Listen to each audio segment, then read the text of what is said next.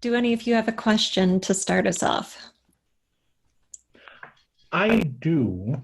I've Okay. gotten, I had my beta readers reading my book, Mm-hmm. and overall, it's pretty positive. So that was encouraging. There Good. were two things that they thought that I wasn't quite winning. And the first one was one you beat into me, and that was start your scene with who and where and when. And I thought Mm-hmm. I'd done good, but there's a few of those. But the one that they were calling me out on more is they say in the middle of my scenes, as I change focus, it's Mm. choppy. It's like I Okay. don't complete a thought before I jump to the next thought. I'm not headhunt hopping, nothing Right. like that, but it just felt choppy. Mm-hmm. I'm hoping that you have some thoughts because you always help. Yeah, I do. So I think it comes down to a basic issue of what's in your head is not getting onto the page and being conveyed to the reader in a truly effective way. So in the case you're describing, it's because you haven't completed the movement of that scene. So, if you think of the scene as a container for a certain amount of material within your story, if you don't fill the container, if you don't complete that movement, then the reader is left wanting of something, whatever that is. So in this case, it's a sense of completion, or maybe it's that transition that's not working without actually seeing your text. It's hard to say precisely. Do you have any feedback that would kind of nail down um, what we're talking about? Well, there's one scene where the main character is worried about her musical instrument. And I thought I was conveying, okay, here I'm internalizing, I'm worrying about my musical instrument and the next time I'm performing. And then somebody interrupts her and says, we've got this problem and you've got to come deal with it. And immediately her next thought is, oh, I can't practice anymore. I've got to go take care of this other problem. And they felt like it was choppy. Mm-hmm. And I'm wondering, do I need to spend more, maybe a sentence or two more?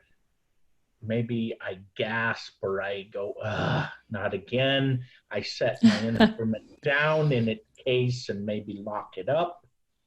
And I've thought maybe that was the way to do better in the middle of scene transitions from one Mm-hmm. thought to another. It's those transitions that I'm getting called out on.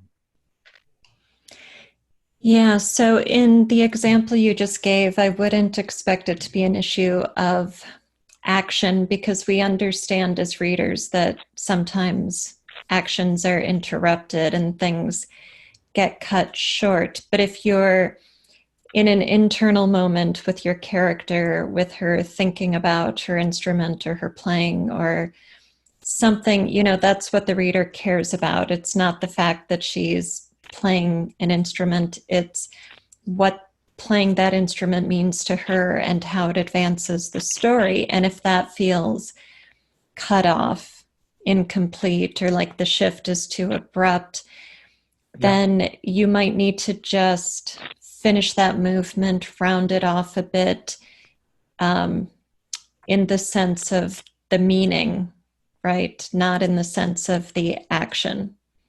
Does that make sense to you? so the sense of the meaning would be maybe one more internal thought or even one word more of dialogue. I guess I'll get back to this when I have a minute again and then go to the next one. Well, you know, I wouldn't land there because if you think of this in a play or in a film, we see the person playing the music, but it's conveying something to us. So maybe it's conveying passion and that this person is escaping an emotional situation out there by turning to her music, right? So we don't need to be told, I'll finish that later. What we need is to feel the completeness of that moment. Okay, so something is being truncated in your story, something the reader wants to have communicated isn't coming across, but it's not going to be as cut and dry as, okay, I'll set down my instrument and come back to it later. That's too on the nose. That's too, we just get that, right? Because that's real life. We get interrupted, we come back to it. So think about what that moment conveys and how it advances your story. Because it's not in the simple action of being interrupted, right? Right. That helps, and I appreciate that. I don't want to hog all the time. That would be rude. So thank you. I'm going to really look at that. I appreciate that, Alita. You're welcome. Yeah, I'm glad that helps. So hello, Jim. Welcome. Anyone want to go next with a question?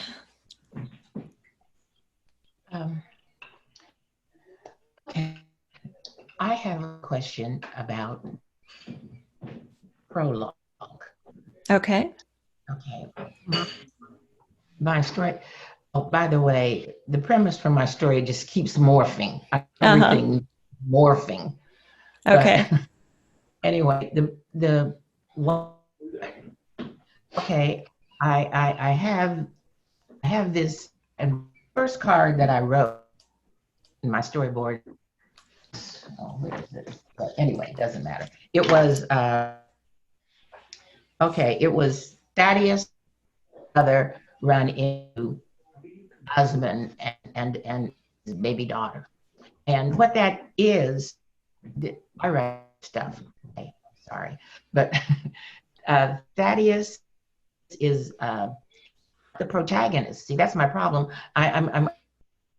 It's raw. This prologue that begins with this little boy, not the protagonist, and he and his brother are in the woods, or where they are. That's part of my setting thing. They're in the woods, and they see man, big man, imposing man, scary man. Except he's not. You'd think he would be because he's big and he's imposing, but he doesn't have a scary demeanor.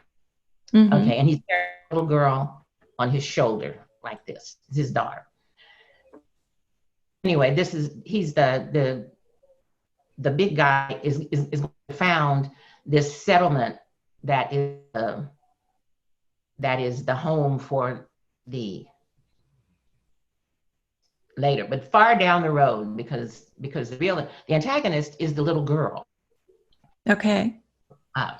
And she's going to be the antagonist, and so anyway, this is so I wanted to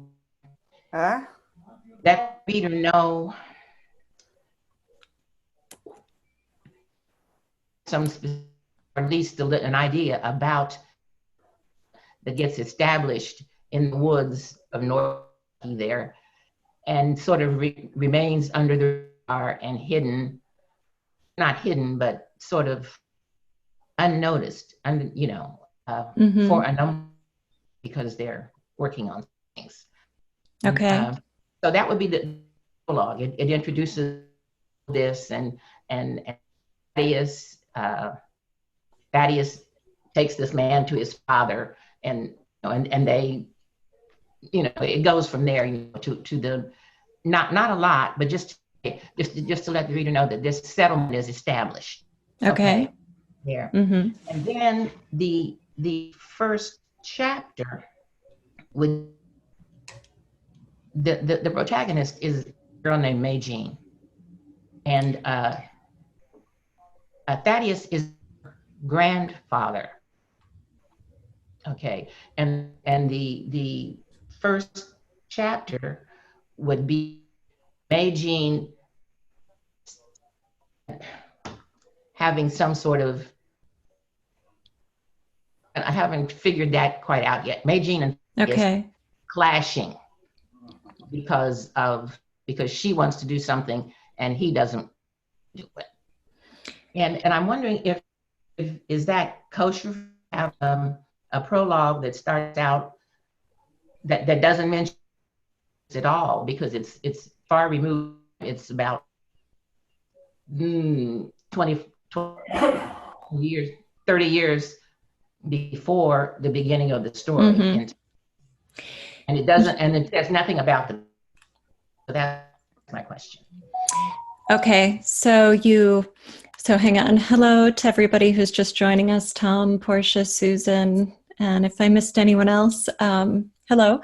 So you were breaking up, Judy, but I think I got the gist of your question, and the answer is yes. Your prologue can really be however far removed from the frame of the main story that you want it to be. What matters is that it's relevant to the main story and comes into the plot in a significant way at some point in the plot arc.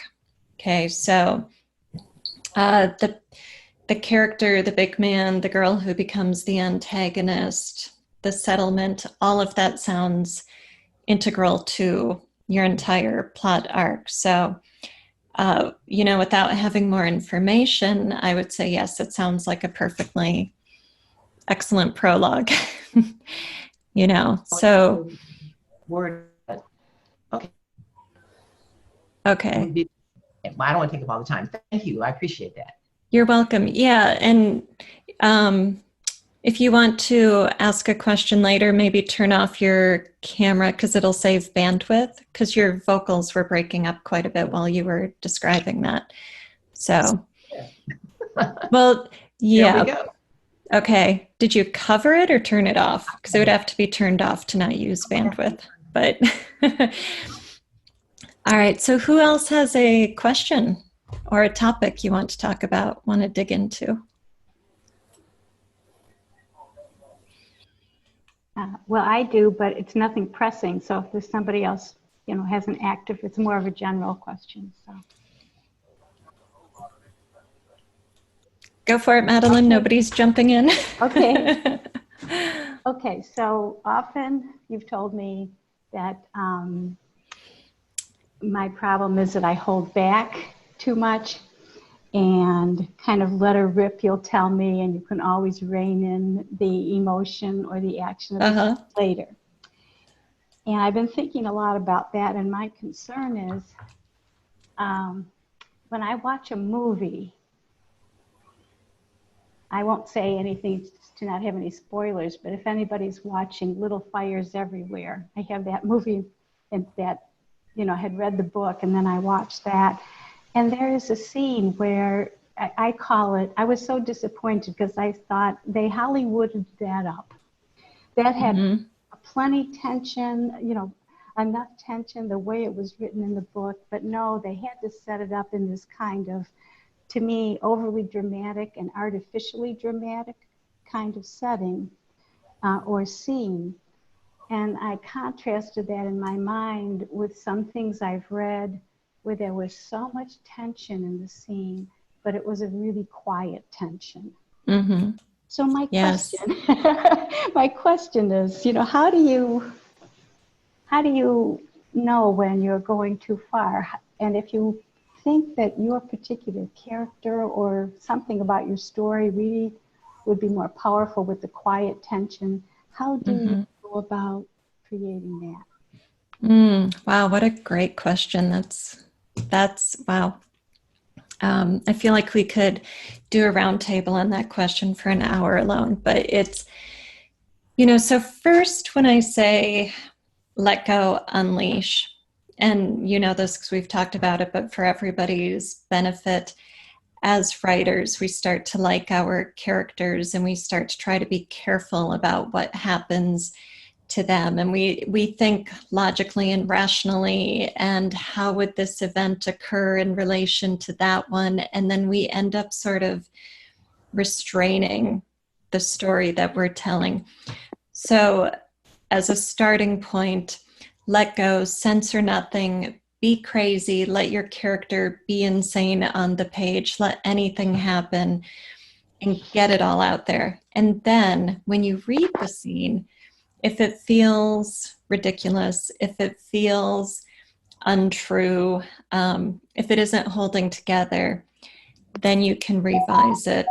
And that could look like, refining, or it could be completely scrapping it. Now, when you create tension that is restrained and subtle, that is an act of artful prose. And those are often the most powerful scenes. Let's see, somebody needs to mute a mic, I think, because we've got some beeping or something happening here.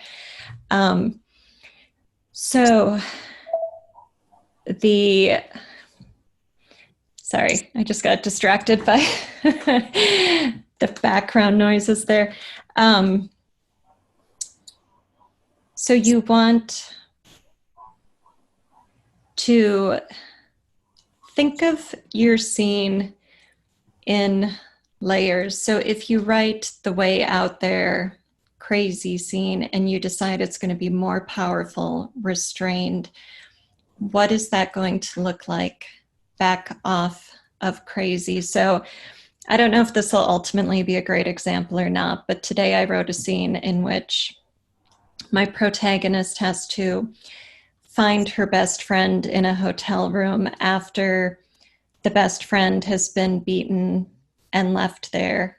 And before writing the scene, I had envisioned her opening the door and finding the friend laying on the floor, bloody and naked, and, big dramatic shock. You open the door, there she is. And what happened as I wrote it is my protagonist comes into this hotel room and everything is quiet. And she's looking around and she's taking in the room, and, she sees the bed is white and blue and pink and gold. And, she goes and checks in the bathroom and comes out, and she's standing in this room wondering, did the friend go away? Did everything turn out better than I expected? What's going on? And there's a mirror on the wall and some movement catches her eye. And she says her friend's name, and her friend is lying in the space between the bed and the wall. And the friend stirs and moves the curtains, and that was what she saw in the mirror. So what I'm hoping that... Can hear you. Yeah, so I don't know what just happened there. I think maybe with all of the world using Zoom suddenly, we just lost our Zoom connection. That's never happened before. But I'm glad we're back. So I'll just pick up where I left off and we'll kind of finish that. So I was saying that the question remains open-ended. So not only is the tension extended, but so is doubt introduced, because now, because the friend isn't there immediately exposed, we start to wonder, maybe what we expected to happen didn't happen, right? So that in itself is adding a new layer of tension. Okay. So does that help answer your question, Madeline? Did I get there?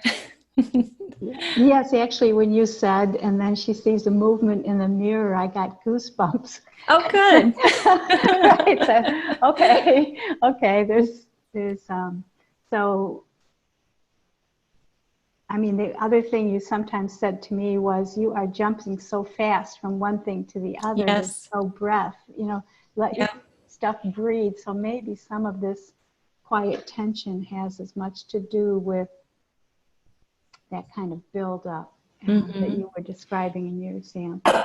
Yes. Yeah. Build up. The slow boil is definitely a way to create a more subtle tension in it. Yeah. And in the example, I was thinking about, I mean, not from my own stuff, from something else that I read. The person who is in danger doesn't know for sure Mm-hmm. It's an old Graham Greene book, and the main character is this priest, and he's been picked up by people, this is, old-time communism in the early days, who will torture him, and terrible things will happen. And he cannot figure out if they really know who he is and are just pretending to be friendly.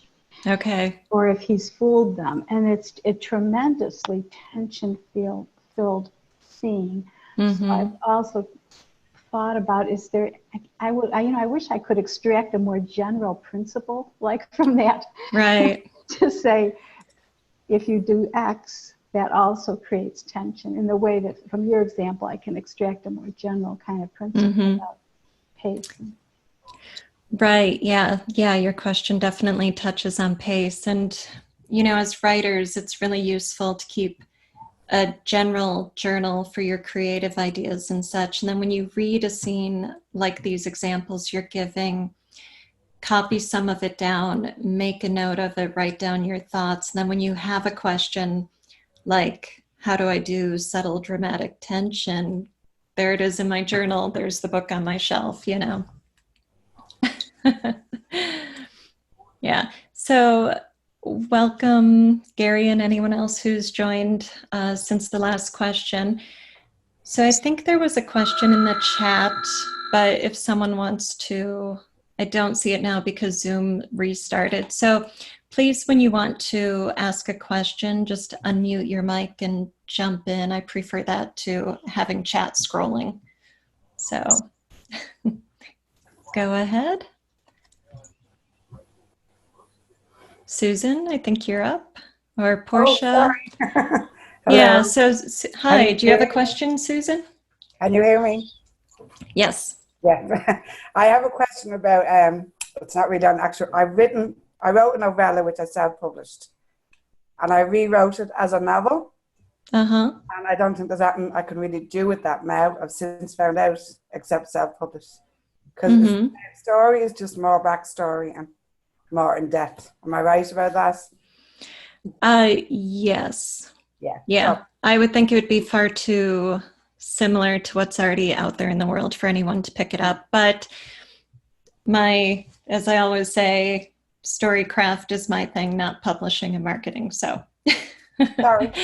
But, yeah, I think you're spot on there. Okay. But I never pretend to be an expert in the marketing and publishing arenas. No, it's just something I was wondering about. You're thinking the same way I was. So, thanks very much. Right. Apologies for coming up with something that's not part of the. No worries. No worries whatsoever. I'm glad you're with us today. Thank you. Let's see. Portia said, I'd love to hear you talk about how you know when to stop planning Character World and start writing. Sorry, I'm not in a place where I can talk. No worries, Portia. We do make exceptions for those situations. How do you know when to stop planning and start writing? Well, 1, are you tired of planning? 2, are you using it as a procrastination technique? 3, are you afraid of the work of writing, maybe not rolling up your sleeves, and maybe rolling up your sleeves and actually writing, but maybe there's something inherently challenging about this project. It might be emotional risk-taking as an author, or it might be taking your storycraft to a level you've never taken it to before that is making you nervous. So any of those reasons to not write, put them in the garbage can and start writing, get busy. And also, for me, there's a point at which my information gathering has hit a tipping point where I have enough ideas, enough material, enough facts, enough research in my head that my mind is starting to generate ideas for the story, right? So then I know I'm ready to start writing, and it might just be journaling, or it might be kind of a free floating scene that comes to me out of some of this research. And so then it's like the scale shifts from gathering information to creating content, and researching and writing can overlap for a while as I make that transition. So does that answer your question, Portia?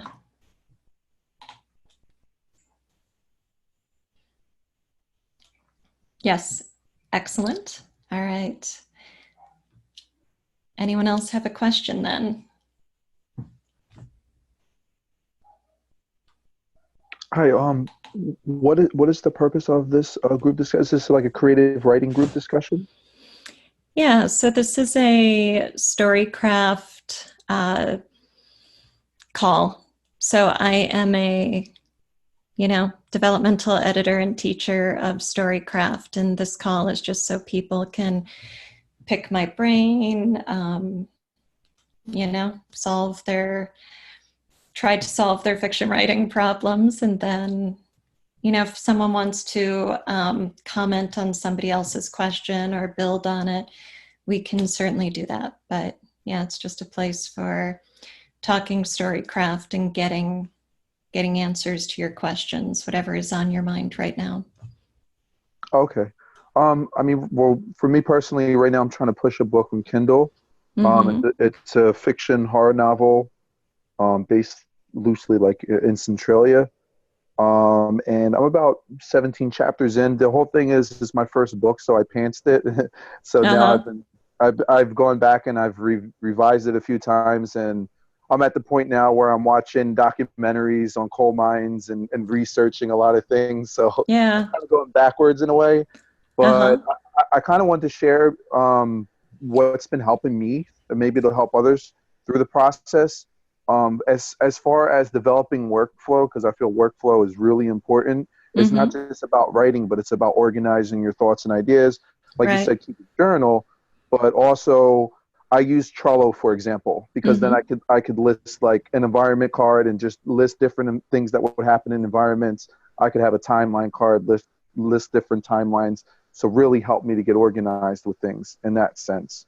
You could use like a user map flow too, which I've tested on Scrivener. It's not Scrivener, but it's something different where you can map things out, which I found to be helpful, kind of.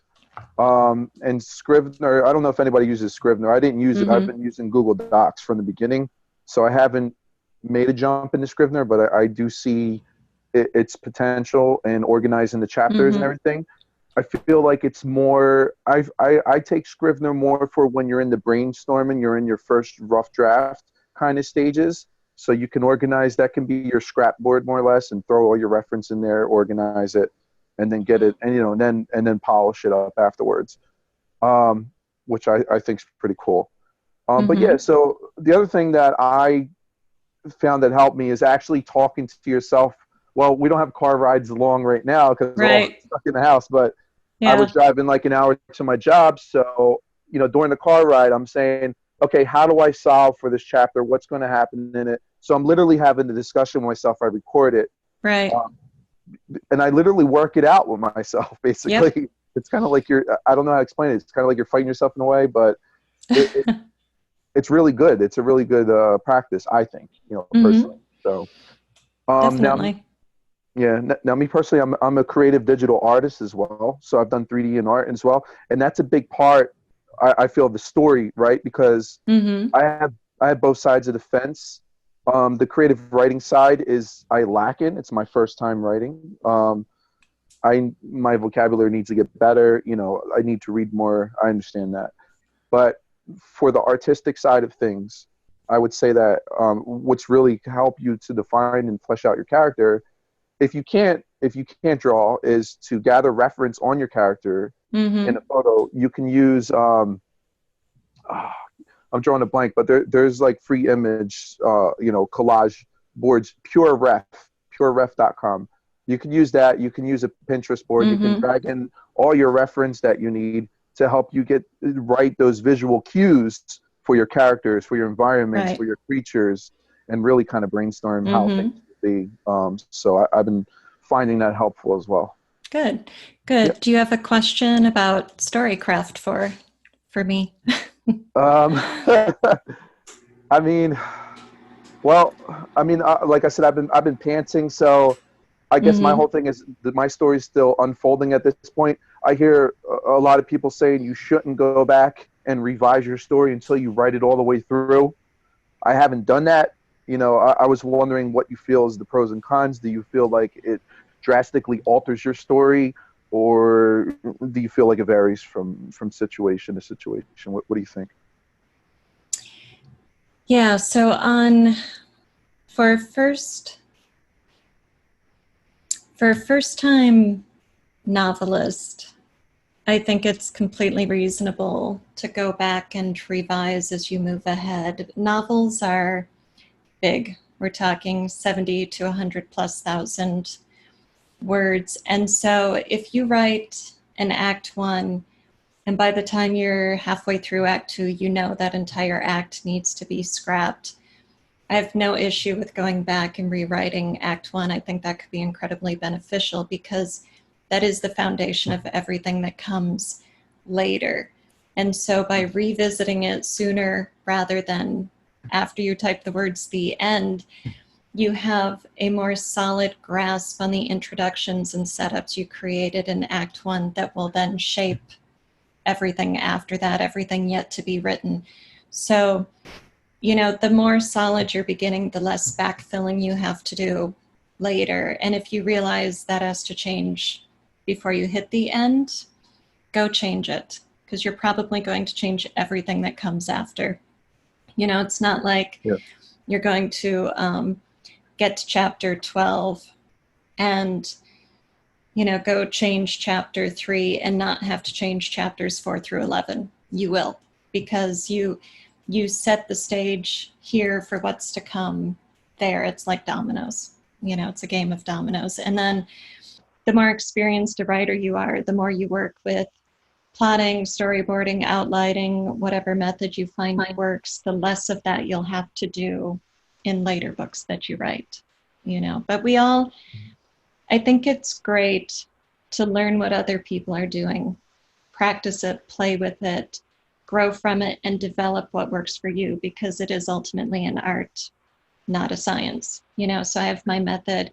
I teach it to people in a way that I know works. And then I hope that they will say, okay, this was great. Now I'm going to do this for myself.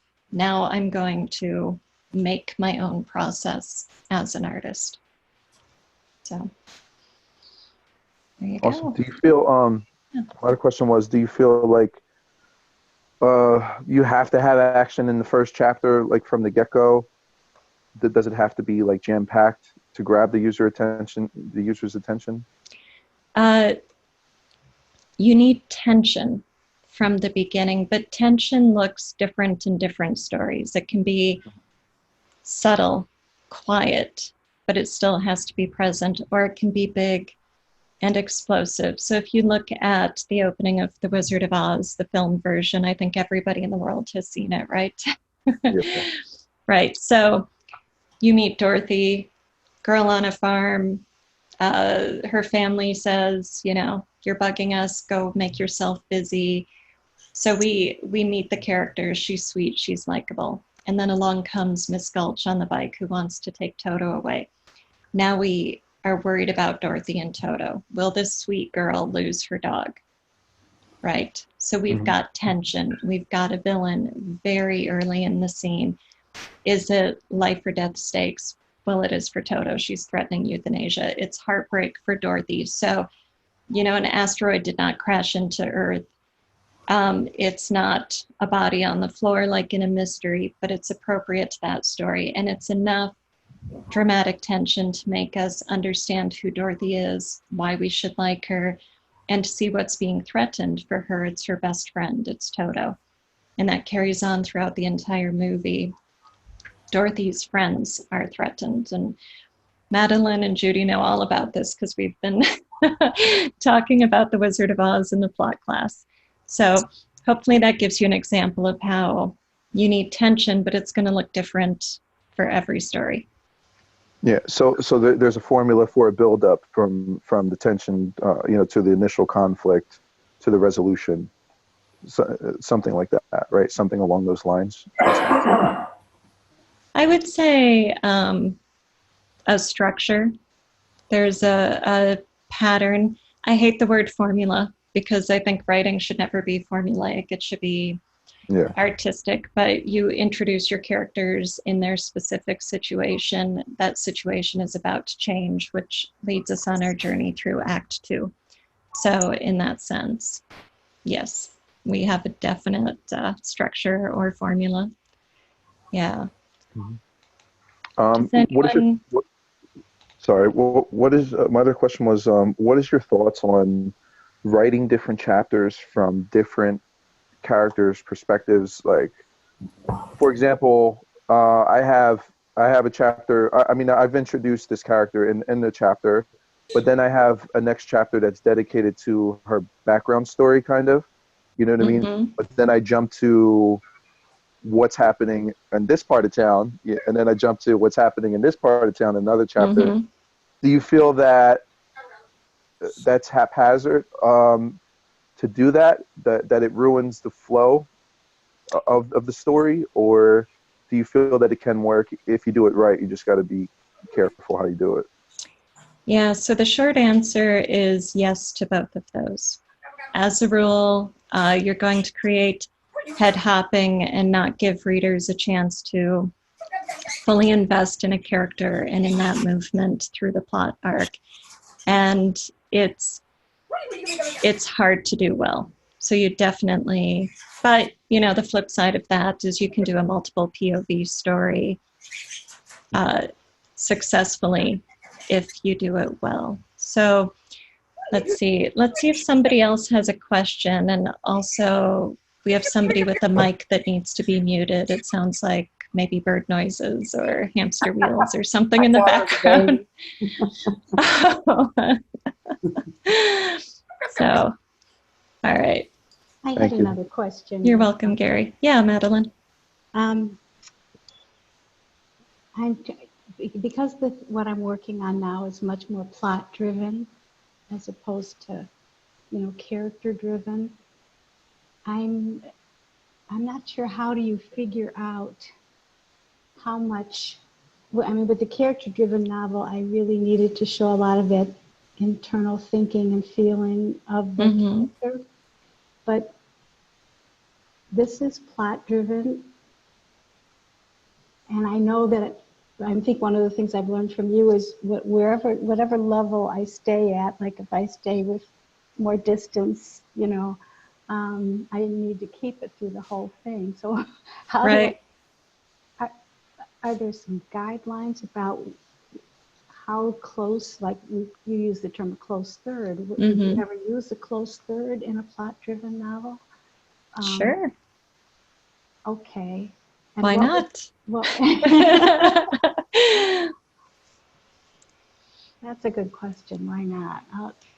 It feels so different, the feeling, and it's just storyboarding, so it's not that I Right. started to write any of it, but I guess it just feels so different that Right. that somehow the interiority might take away from the plot buildup. Yeah. You can do interiority to degrees, but every story is going to have a level of interiority, of time spent inside that character's perspective. And what I think you want to do is pick a scene that is going to be very plot centric. So not a scene that's naturally reflective, but a scene that has a major plot point that is, action centered.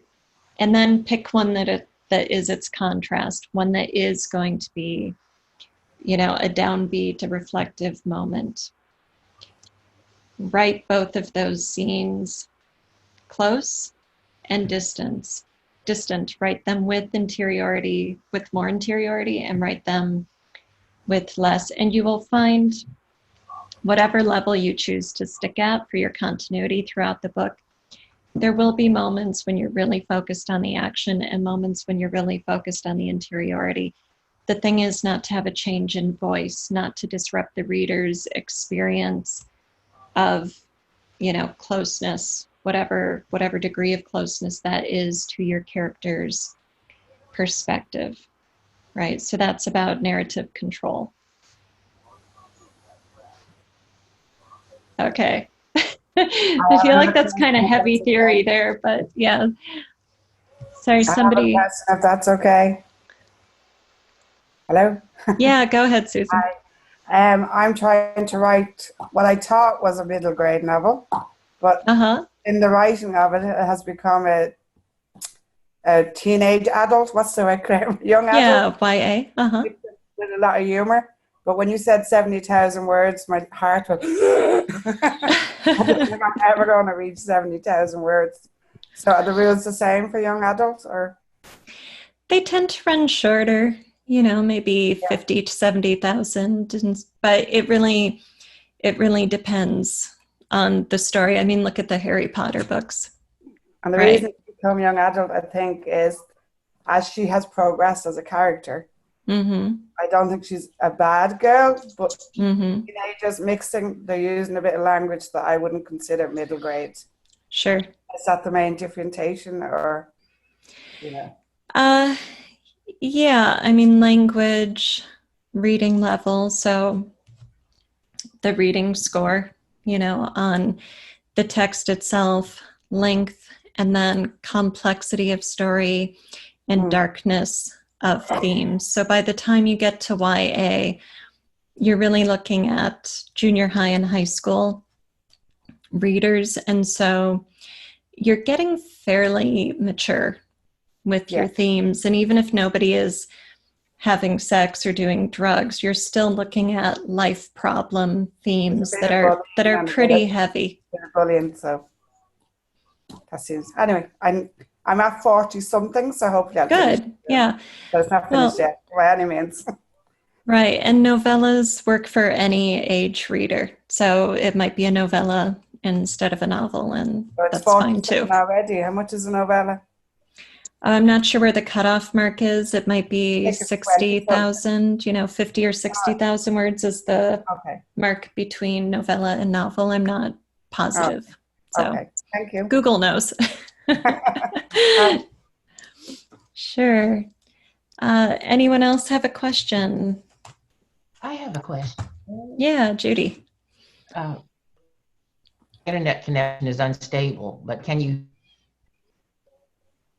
I think you just dropped a bit, so we'll give it a try. We'll just see how badly you break up. Okay.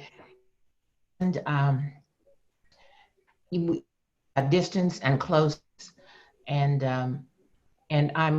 you were talking about third, and my question.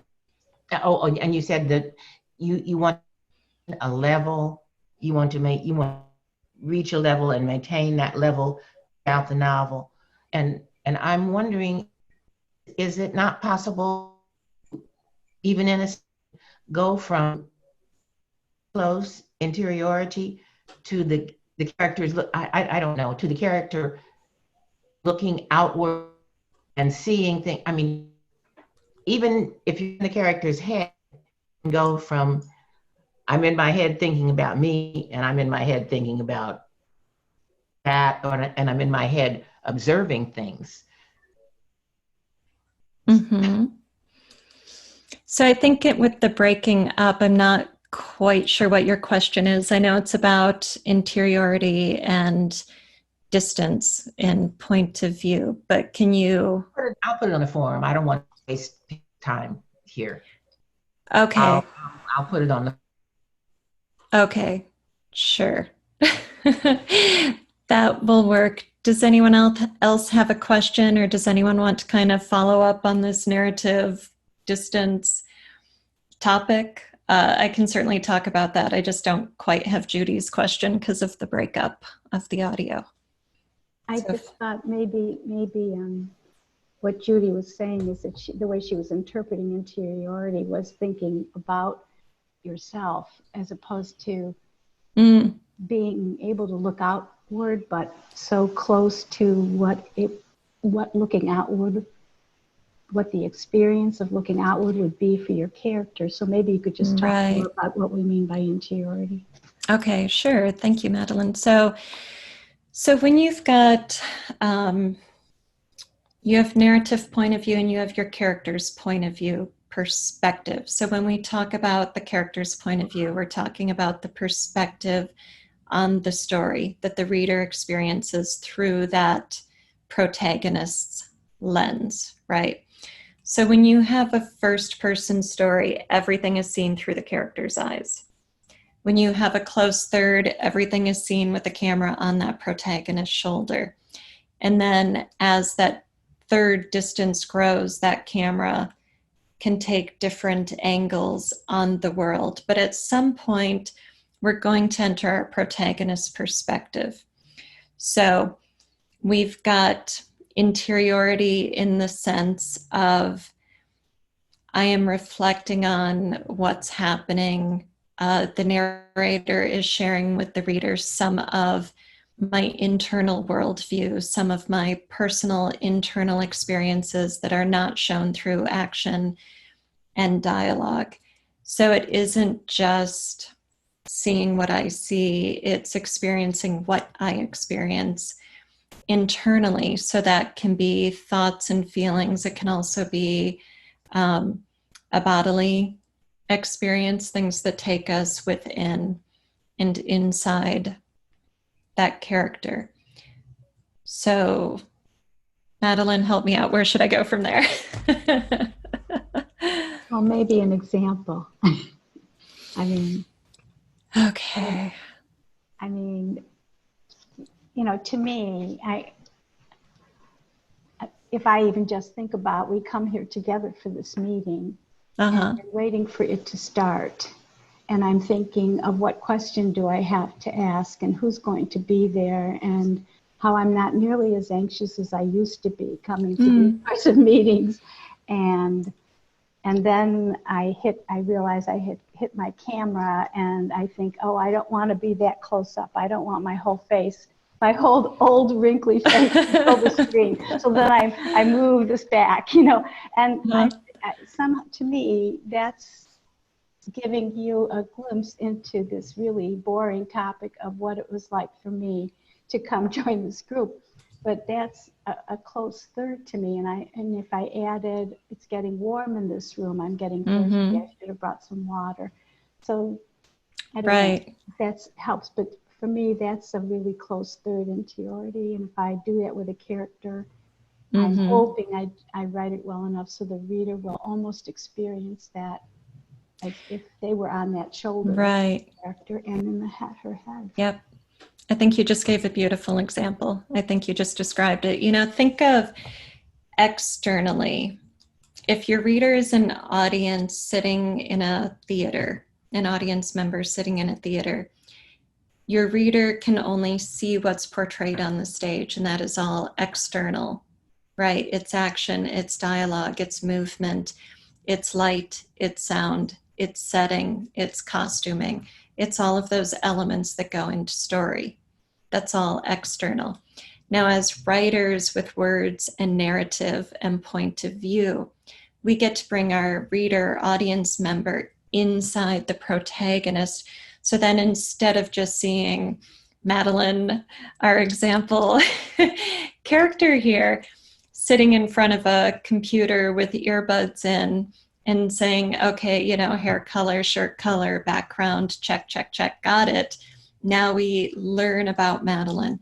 We get an emotional experience. We get empathy because we understand, what does Madeline care about? Where is she going to put herself in relation to her camera? Is she going to be nervous to unmute her mic and jump in with a question? Is she concerned that her question might be smart enough for the rest of the people in the room? And I'm just, riffing on examples here. So now we have gone from the experience of, character on a stage, audience member, to reader with perspective, with interiority on that character's worldview, on that character's emotional state, on that character's, perspective on the events around her. So let's say you've got character Steve and character Mark.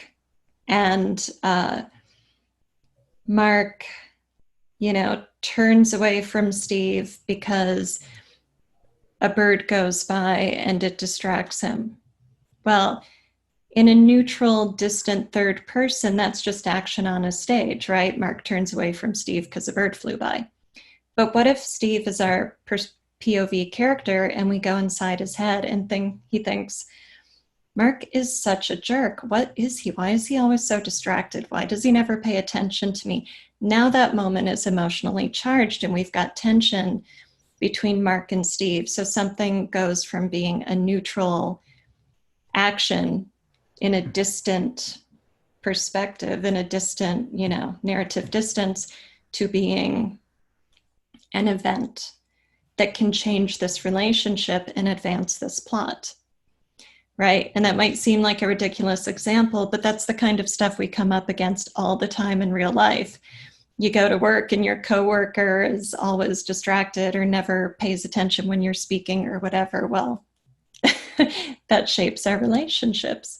So there we go. I hope that helps make that idea of interiority and distance a little clearer for everybody.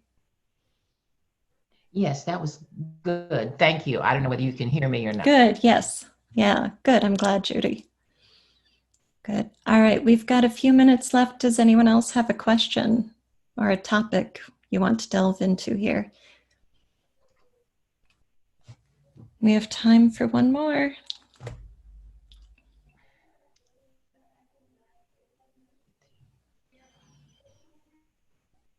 Anyone? Anyone? Again, if nobody else has, I want to ask, am I coming through? Do you hear me? Yeah, right now. You were kind of breaking up a bit, but go for it. We'll see what happens. Okay. My writing is, it's practical. It's a sort of smush up of reality. So it's a world. It is our world, but it has fantastical elements. Mm-hmm. And so my question is,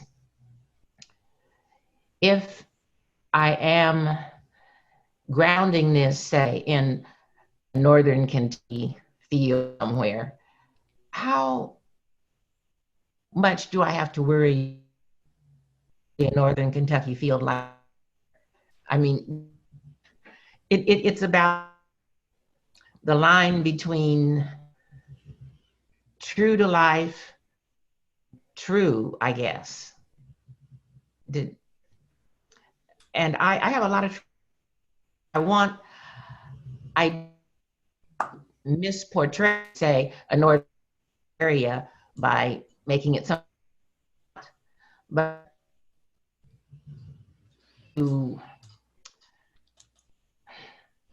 let's see, you're breaking up a lot more, Judy, but I think you're asking about the balance between the real and the fantastic when you're writing sort of a magic realism type story. Is that accurate? Yeah, so it really just depends on two things. One is introducing what you're doing to the reader, and two is continuity.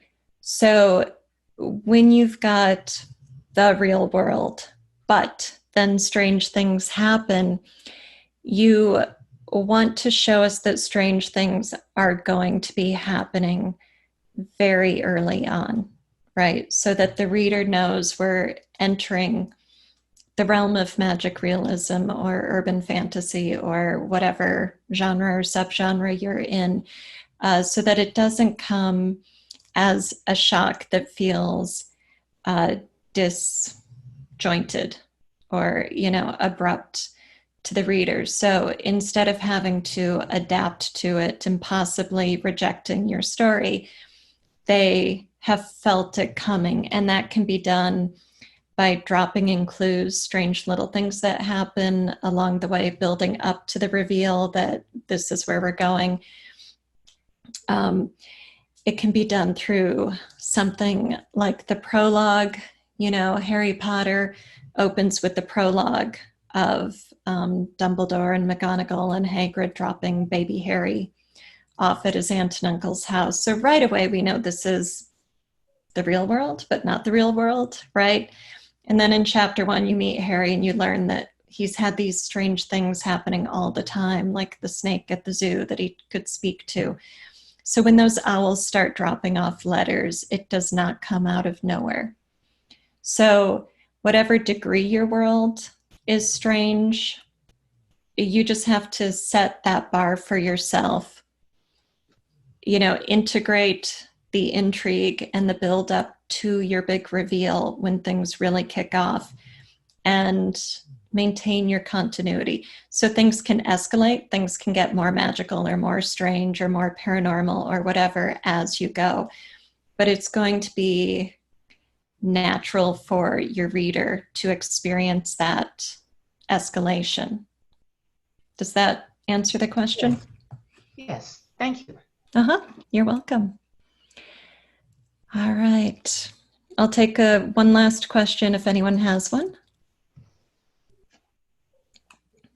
Or if anyone wants to just throw out a comment for the group or something, that would be great too. And then we can wrap it up. So.